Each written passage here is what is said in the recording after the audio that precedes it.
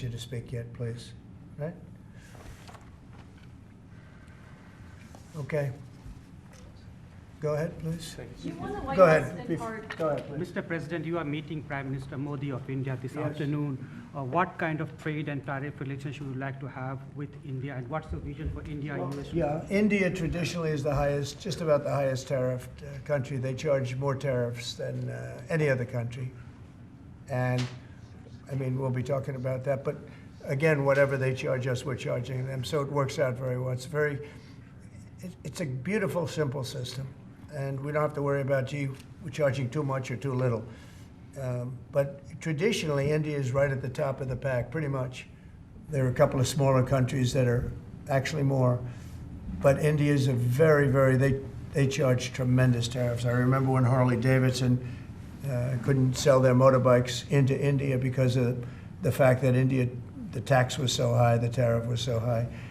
And Harley was forced to build, I guess they built, I don't know, that was a while ago, but I think they built a factory in India in order to avoid paying the tariffs. And that's what people can do with us. They can build a factory here, a plant or whatever it may be here, and that includes the medical, that includes cars, that includes chips and semiconductors, that includes everything. If you build here, you have no tariffs whatsoever. And I think that's what's going to happen. I think our country is going to be flooded with jobs. What should consumers expect? Are prices going to go up short-term, well, long-term? Not necessarily. I mean, not necessarily. But I'll tell you what will go up is jobs.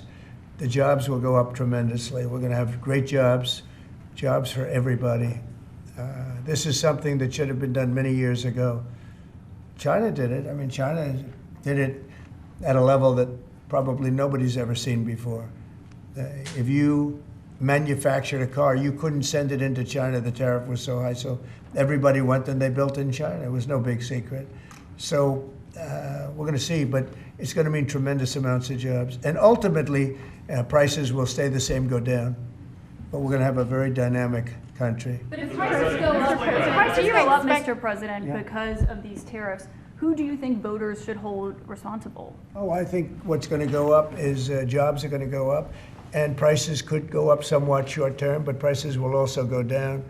And I think the farmers are going to be helped by this very much because product is being dumped into our country and our farmers are getting hurt very badly by the last administration.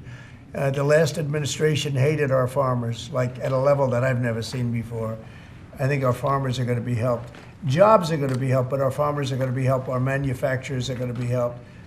And again, if somebody wants to come in, including the car companies, if they want to come in and build car plants, they'll do it without tariffs, and therefore prices won't go up. There could be some short-term disturbance, but long-term, it's gonna make our country a fortune. So Americans should prepare for some short-term pain. No, you said that. I didn't say that. You know? What if the prices go up?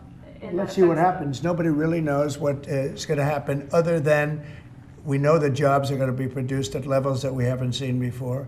We know that we think interest rates are going to ultimately be coming down because of things that happen, and they go hand in hand with the tariffs. But we think that the prices for some things, many things, it could be all things, will go down. Ultimately, will go down. Mr. President, can you explain the timeline here, sir? There's a period of time for a review, a report, 180 days. Sure. What's the earliest date that you think tariffs will actually be implemented and executed? Well, I would say, maybe I'll ask Howard to answer that, because he's going to be the one that's implementing. What do you think? Our studies should be all complete by April 1st. So we'll hand the president the opportunity to start on April 2nd if he wants. So I think we'll be ready to go on April 1st, and we'll hand it to the president, and he'll make his decisions. But remember, if they drop their tariffs, prices for Americans are coming down. Our production's going up, and our costs are going down. Remember, it's a two-way street. That's why it's called reciprocal. Have you spoken to any American CEOs directly about this? Are they calling you and asking for I've spoken to many, and many love it. And they say this is going to be the thing that makes our country really prosperous again. And this is going to be what pays down to $36 trillion in debt and all the other things. And this is going to be This is an amazing day. I think this is going to be a very big day and in a very positive way for our country. Yes, please. Mr. President, you've talked about the VAT and the EU before and your concerns with how the EU treats you. Do you have a number in mind on the European Union? Do you have an idea of where that number is going to land? Well, what they are now is they have a 20% VAT tax, which we're considering to be similar or the same as the tariff. Plus, they charge lots of fees. And, you know, they're doing something else. European Union's been very tough on our companies. They sued Apple, they sued Google, they sued Facebook, they sued many other companies, and they're American companies, and the kind of numbers are staggering. And the court system over there is not very good to our companies. If you know that Apple had to pay, I think, $16 billion in a penalty, a court case that was really shocking because most people thought they would have won that court case, people that watched it. So they've been very tough. Airlines have called me up and they said, could you help us with Europe because they're charging us so many different fees. I got a call from the head of American, United, and other airlines saying every time we land a plane, we get just absolutely killed by the European Union. And so they haven't been treated as good. You know, we think the European Union is wonderful. We all love Europe, love the countries in Europe, but European Union has been absolutely brutal on trade. Canada's been very bad to us on trade, but now Canada's going to have to start paying up. And Canada's been tough on the military because they have a very low military cost. They think we're going to, you know, protect them with our military, which is unfair. So Canada's going to be a very interesting situation because, you know, we just don't need their product. And yet they survive off the fact that we do 95% of what they do. And Canada is just absolutely, I say it, and sometimes people smile and sometimes they say great idea, but Canada, their taxes would come down greatly, their security would go up greatly. Amazing things happen to Canada, and really Canada in this particular, why would we pay $200 billion a year in subsidies to Canada when they're not a state? You do that for a state, but you don't do that for somebody else's country. So I think Canada is going to be a very serious contender to be our 51st state. How are the negotiations going with Canada? There was obviously a delay in implementing those tariffs. I spoke to Governor Trudeau on numerous occasions, and we'll see what happens. But it just sets up so good for them. Look, the people would pay much less tax than they're paying right now. They'd have perfect military protection. They don't have any military protection because and you take a look at what's going on out there. You have Russian ships, you have China ships, you have Chinese ships, you have a lot of ships out there, and you know, people are in danger. This is a different world today. It's a different world. They need our protection. Yes. You just mentioned Elon Musk and the efforts that he's undertaking with your authority. You granted him new authority this week. Will he secure any new government contracts while he is working on DOGE? No, not if there's a conflict. If there's no conflict, I guess what difference does it make? But we won't let him do anything having to do with the conflict. Are you personally checking to make sure there's no conflicts of interest? Yeah, I am. He answers to you. Sure, he does. First of all, he wouldn't do it, and second of all, we're not going to let him do anything where there's a conflict of interest. Mr. President, your negotiations with the EU are there's discussions ongoing already. How quickly do you expect that you'll hear back from them about any of these other measures? I can't tell you, yeah. The EU's been very nasty. It's just been, they haven't treated us properly. Look, we were great to them on NATO. Essentially, it's a similar group of countries. When I came in, my first term, I raised their fees. I mean, they were not paying. We were paying for, in my opinion, almost all of NATO. And now, you know, I had the bad moment with the press where the press said, well, does this mean you won't protect them? And I said, I won't protect them if they're not paying. But because I said that, the Secretary General, as you know, said it was the greatest thing he's ever seen because the money came pouring in. But they don't treat us right on trade. They don't treat us right on the military either. I mean, if you look at Ukraine, we're in for probably $200 billion more than Europe. Why are we in for more than Europe? We're in for more than Europe.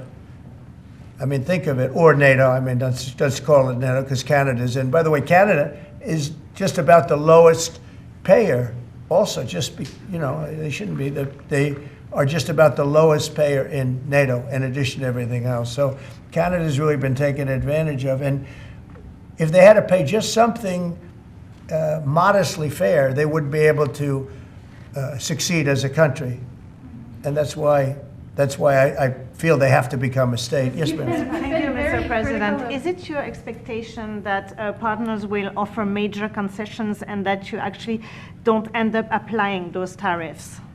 No, I think that a lot of them will stay the same, and whatever they pay, I'll pay. I mean, we'll have a lot of them stay the same. I think some. Look, I heard as an example, EU lowered their tax on cars down to the exact same amount that they were much higher. They were approximately 5 times higher, and they lowered them down to the exact tax that we're charging. That took place like yesterday or the day before. Is that a correct statement? I think so. Yeah.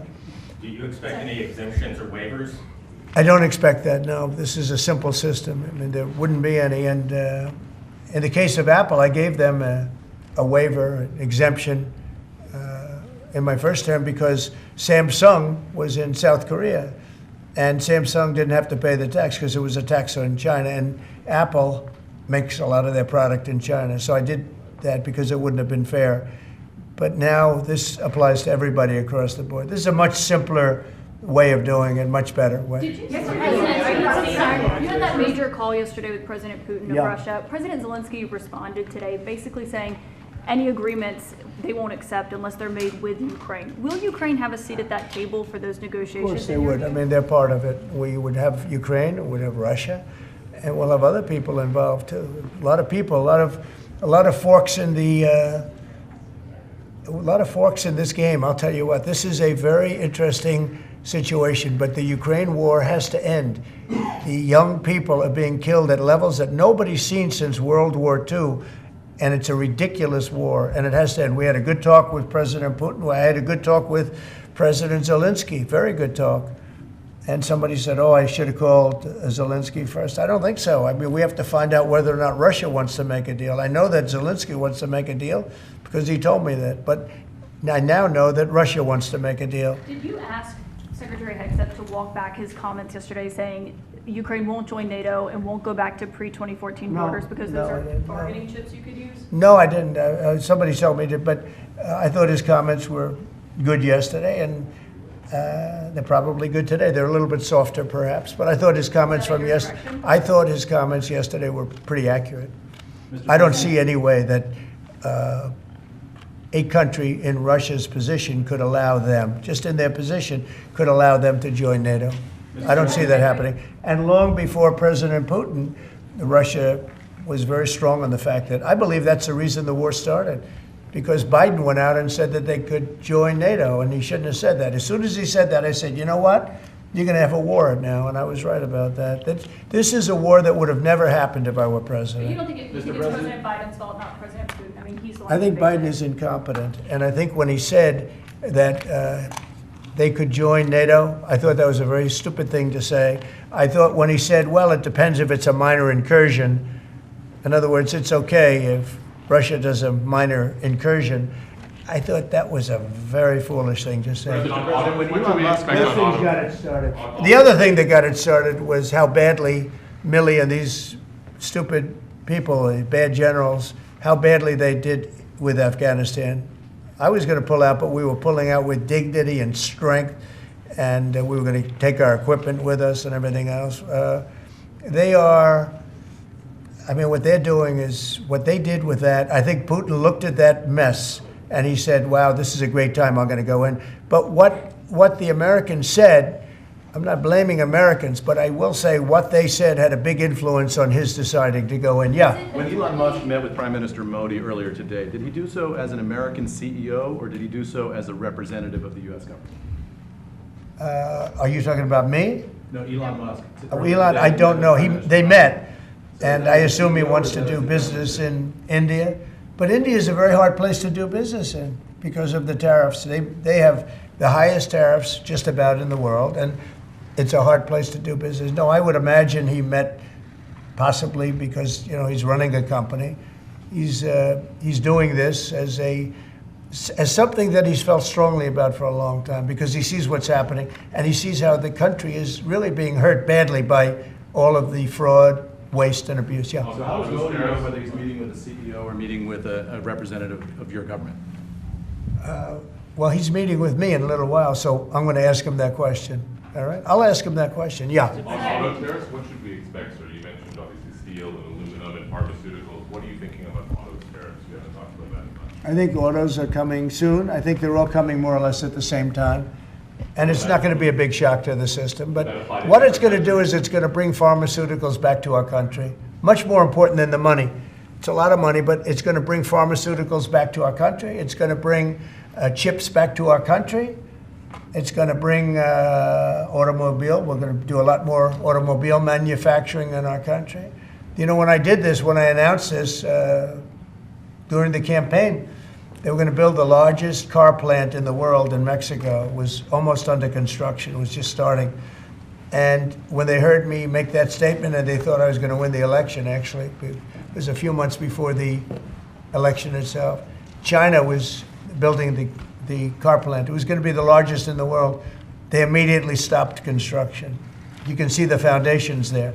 They immediately stopped. When they heard I was doing this, that would have destroyed Detroit. It would have destroyed Michigan. This plant would have taken up more than almost the whole state built. And it would have been very destructive. When they heard me speak, and they said, wow, if he gets in, we're gonna lose our shirt. So they stopped building.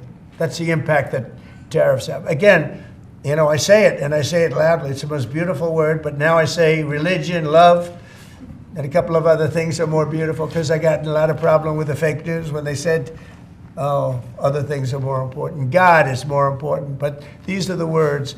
But I would say it's number 4 or 5. To me, it's the most beautiful. And I'll tell you what, I think really reciprocal tariffs, those 2 words, reciprocal makes tariffs really fair. Honestly, there'd be no exemptions, right? It would be all auto imports? Any exemptions, no, because you don't need to. With reciprocal, you don't need to. Mr. President, Gavin Clegg just arrived at the IRS. Fox Radio. Do you have a update on the TikTok negotiations? Yeah, we have a lot of that people. Timeline's running out, isn't it? Sure, well, I have 90 days from about 2 weeks ago, right? And I'm sure it can be extended, but let's see. I don't think you'll need to. We have a lot of people interested in TikTok, and I hope to be able to make a deal. I think it would be good. You know, people have learned it's very popular, and we'll have to probably get approval from China to do it. But we have a lot of people that are interested, and a lot of people, I think China will be interested because it's to their benefit too. So I look forward to that. But we have a lot of people that are interested in TikTok, quite a few. Mr. President, Doge workers arrived today, Gavin Clegg and others arrived today at the IRS. Do you expect to close the IRS, or what are you expecting? No, I don't expect it, but Someday. I think that the Internal Revenue Service will be looked at like everybody else. Just about everybody's going to be looked at. So it's they're doing a hell of a job. It's an amazing job they're doing. And you know, that force is building. I call it the force of super geniuses, but it's building. And you know, they go up and they talk to some of the people about certain deals, and the people get all tongue-tied. They can't talk because these people get it. They're very smart people. We need smart people. Yes, Brian? On tariffs, sir. Yeah, Brian? Yes, sir. Mr. President, I know that during the campaign, it was huge in Pennsylvania as far as bringing back manufacturing. Have you talked to any CEOs since the tariffs were announced on steel and aluminum? What's the feedback from those guys? They are in love with it. As you know, in Pennsylvania, U.S. Steel is through the roof. They're all through the roof. That's why I didn't want U.S. Steel to make a deal with Japan or anybody else. I think it's going to do great. But I think maybe more than anybody else, the steel companies and aluminum companies, they're in love with what's happened. And this will eventually be the car companies and chip companies. We have to have chips made in this country. Right now, everything's made in Taiwan practically, almost all of it, a little bit in South Korea. But everything, almost all of it is made in Taiwan. And we want it to be made. We want those companies to come to our country in all due respect. You know, they took the business away. Taiwan took our chip business away. We had Intel, we had these great companies that did so well, and it was taken from us, and we want that business back. We want it back in the United States. And if they don't bring it back, we're not going to be very happy. And you Sir, on mentioned tariffs, are you- pharmaceuticals as well. In China, that's national security to bring And that other back. places. Yeah, China and other places. We want to get the pharmaceutical and drug business back into the United States, where it should be, right? Sir, on tariffs, are you concerned that the countries that would be most affected, like India, would just shift their trading to China? No, I'm not concerned about anything, really. I mean, I'm just doing what's fair. This is a very fair thing. This should have been done a long time ago. I would have done it, but then COVID hit. I was getting ready to do this years ago, and first term we had the most successful economy in history, and then COVID hit, and this was going to be the thing that I was most waiting to do, but it was awfully hard to do this with Italy and France and Spain and all those people were dying, and then we put tariffs on. See, I have a big heart. Sir, on Ukraine, when Putin says that he really wants peace, do you believe him? Yeah, I do. I believe he wants peace. I believe that President Putin, when I spoke to him yesterday, I mean, I know him very well. Yeah, I think he wants peace. I think he would tell me if he didn't. I'd like to see peace. Do you trust President I Putin? believe that, I believe that he would like to see something happen. I trust him on this subject. I think he'd like to see something happen. I think it could have happened a long time ago. I think Biden, number one, it shouldn't have started, but it did. And now all those cities are knocked down, like demolition sites. All those beautiful golden towers are knocked down. There's nothing going to replace them. But much more importantly, you lost millions of people. A lot of soldiers, but you lost millions of people. When they knocked down those cities, and they're all laying down on the side, they're laying down just in ashes and all crumbled up concrete. They literally look like a world-class demolition site. And many of them, almost all of them, but many of them, and this should have been done by Biden years ago. This should have never been allowed to happen. I know he's a friend of yours. But couldn't Putin just withdraw his He's a friend of troops today? CNN. That's why nobody watches CNN anymore, because they have no credibility. Okay, who else? Yes, please. Sir, if you can find a buyer in the United States for TikTok, do you think Xi Jinping will authorize the sale of it, or will I'm going to make it worthwhile for China to do it. I think so. I mean, I got to know TikTok because during the election, I ended up with 36% higher than my opponent with youth. Okay, that never happened before.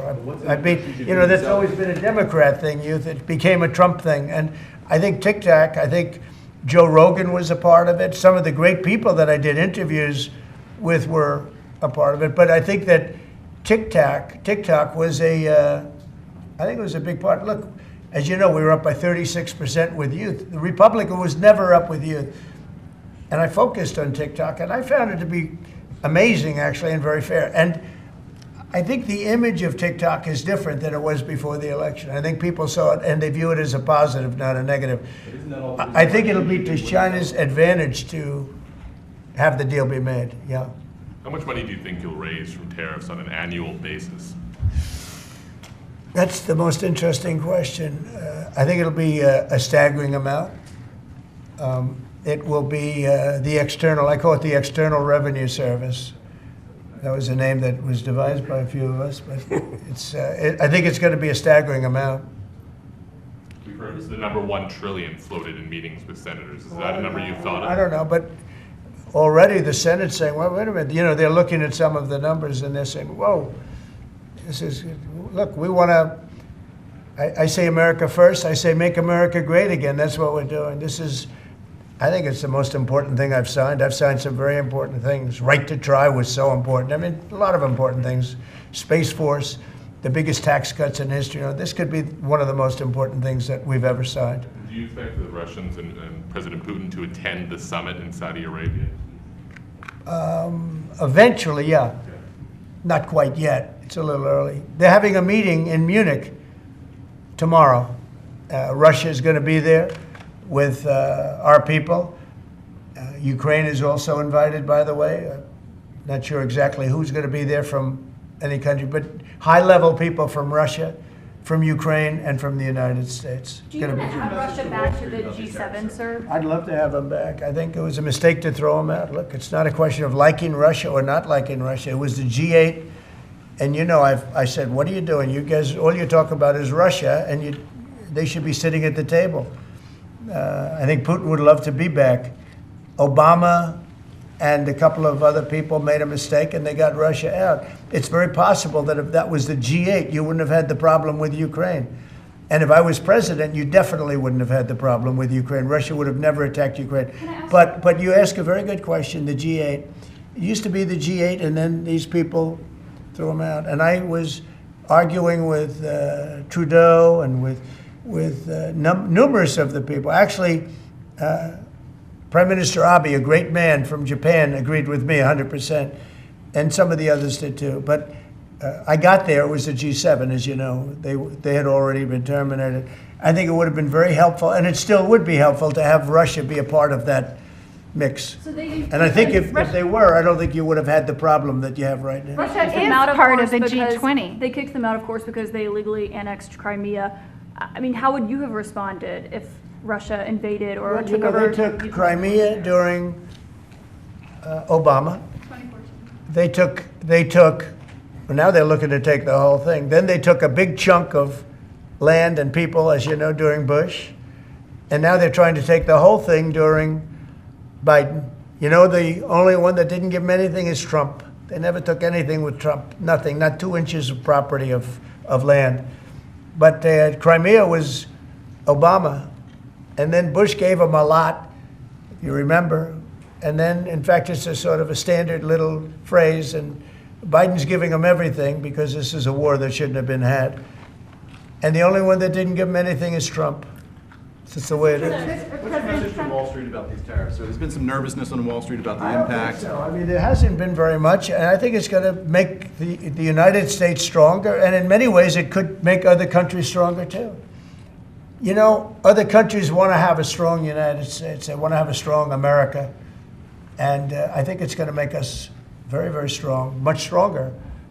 And we have a lot of work we're doing on the military. Our military already, I've authorized some contracts to be built that are very substantial. We're building the greatest equipment in the world. We have the greatest military equipment in the world. We're building it.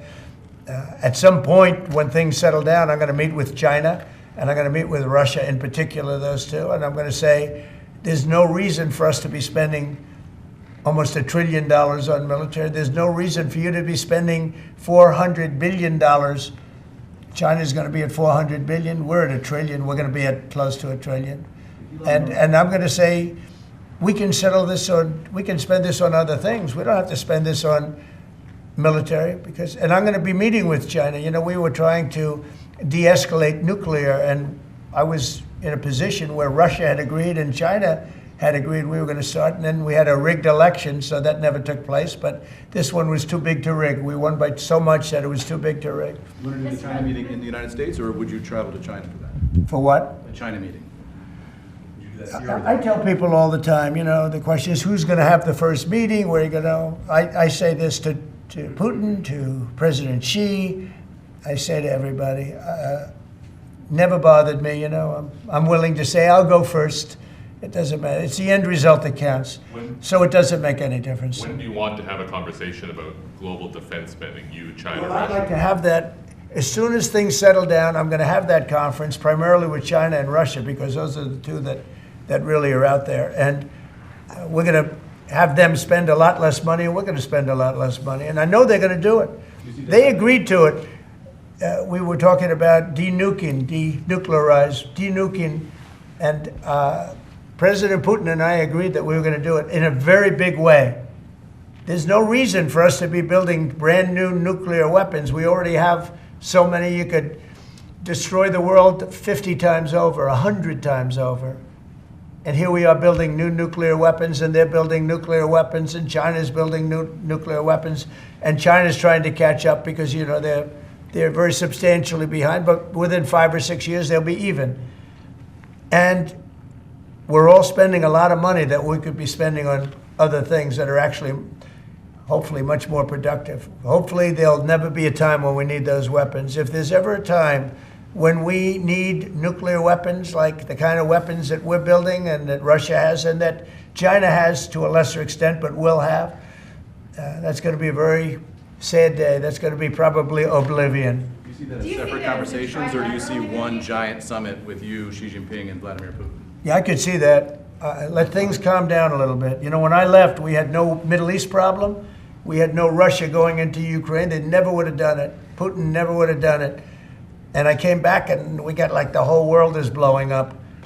So when we straighten it all out, then I want to have one of the first meetings I want to have is with President Xi of China, President Putin of Russia. And I want to say, let's cut our military budget in half.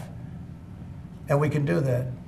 And I think we'll be able to do it. If Elon Musk identifies wasteful spending in the Defense Department, defense contractors and the like, are you willing to go after that spending as well? That's been We have to go waste, fraud, and abuse. Yeah, and we're doing that. Could we, I'm just wondering about your conversations on defense spending. Would you want to do that as a trilateral, or would you use the existing body that also already includes China and Russia, the G20? No, it's the people. It's President Putin, President Xi. I don't need bodies. I don't need anything. It's people. It's all about people. It's about relationship and people. And, I've had a good relationship with President Putin. I've had a good relationship with President Xi. It's about people. And I think when things straighten out, which I hope will be in the not too distant future, the meeting I want to have first is a meeting with China and a meeting with Russia on slowing down, stopping, and reducing nuclear weapons in particular, and also on not having to spend the kind of money we're all spending on weapons, military weapons generally. I think my question is, would you have those meetings separately with each of those leaders, or would you try to bring them all together? Both. You start off separately, and that's what was happening. I was dealing with President Putin.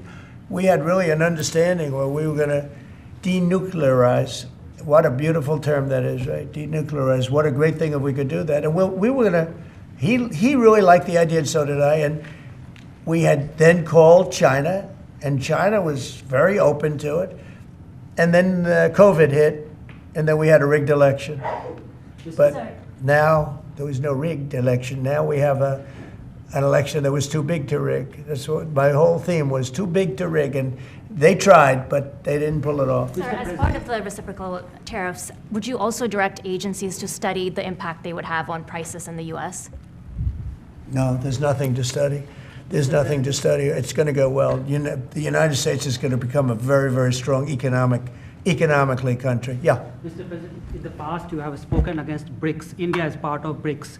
Do you want to dismantle BRICS, or you want to, US want to be part of it? I don't care, but BRICS was put there for a bad purpose. And most of those people they don't even want to talk about it now. They're afraid to talk about it because I told them if they want to play games with the dollar, then they're going to be hit with a 100% tariff the day they mention that they want to do it. And they will come back and say, we beg you not to do this. BRICS is dead since I mentioned that. BRICS died the minute I mentioned that. And I remember when Obama and Biden in particular, I guess he said that, they have us over a barrel. They don't have us over a barrel. We have them over a barrel. If BRICS wants to play games, those countries won't trade with us. We won't trade with them. And if any trading gets through, it'll be 100% tariff at least. On your What cabinet, would be your- You know what? When they hear that, what do you think they're going to do? They're going to say, look what happened to BRICS. They didn't want to talk about it. They don't even want to admit that they were a member of BRICS. That's what's happened. On your cabinet, sir, we saw Robert F. Kennedy Jr. get confirmed. He's going to come in here and be sworn in. Mitch McConnell has now voted against several of your nominees. He voted against RFK Jr. as the next health secretary, citing conspiracy theories. What's your reaction to that? Well, I feel sorry for Mitch. And I was one of the people that led. He wanted to go to the end and he wanted to stay leader. He's not equipped mentally. He wasn't equipped 10 years ago mentally, in my opinion. He'd let the Republican Party go to hell. If I didn't come along, the Republican Party wouldn't even exist right now. Mitch McConnell never really had it. He had an ability to raise money because of his position as leader, which anybody could do. You could do it even, and that's saying a lot. But the fact is that he raised money and he gave a lot of money to senators, and so he had a little loyalty based on the fact that as leader you could raise a lot of money. Senators would call me and they say, he wants to give me 20, 25 million, can I take it? I'd say, take the money, take the money.